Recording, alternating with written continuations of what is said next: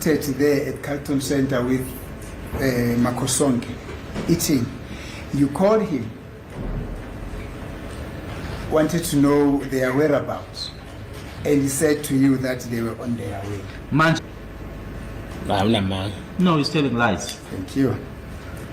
Then according to him, and this is what he told this court, that they then drove from Carlton Center with Makosonke, and they then arrived at Basotho Hostel, in the place where you were staying, between 14 hours and 15 hours in the afternoon.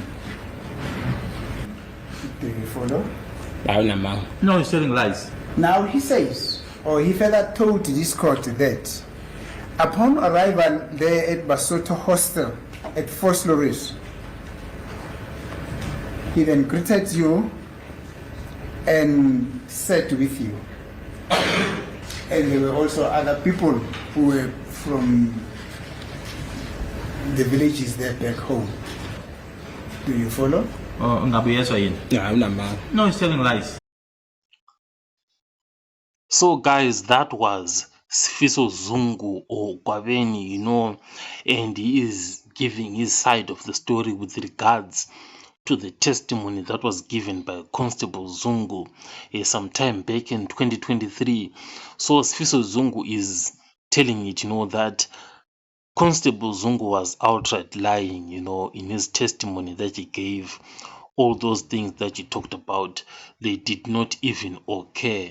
Now, what is interesting, is why would Constable Zungu be lying if we are taking the story of Sifiso Zungu? There are rumors that are circulating that Constable Zungu had been promised a promotion from Brigadier Gininda. It's what is being said, and to imagine, that Constable Zungu would go all the way, to throw all his family members under the bus just for a promotion is completely unbelievable. So there is something interesting that is occurring, and it is that either one, between Constable Zungu and Sifiso Zungu is lying between them. So one aspect, that is revealed by Sifiso Zungu there, in that he says, he had no contact with Constable Zungu back in 2014. It completely casts doubt, on the testimony of Constable Zungu and proves the innocence of the accused per the version of Sifiso Zungu here. So Sifiso Zungu here, he is saying that he had no contact whatsoever between 98 to 2017 between him and Constable Zungu.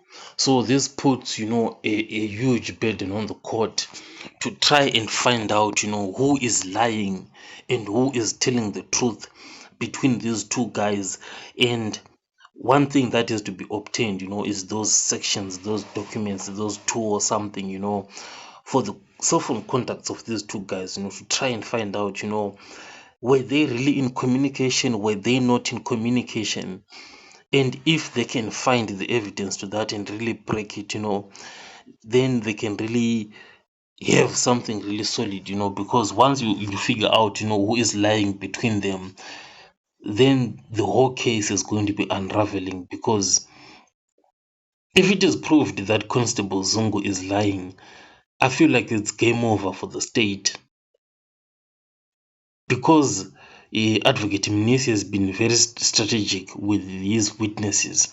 He first brought Absalom Zungu to deny the statement of Gininda, and now he has brought in Sifiso Meyiwa to completely say, the Constable Zungu is lying. Not to say, but to reveal that, per their versions. So if they can manage to prove that, by getting those records, by going to the network providers, then it's game over for the state.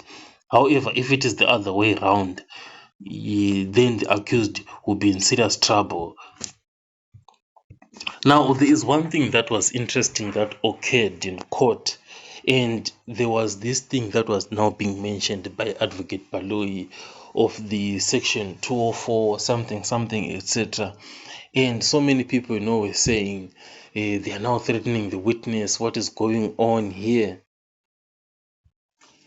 So it seems as if Sifiso Zungu was arrested at some point, and they were saying, you know what, you were involved in this and you have to be very careful of what you're saying because it can be used against you.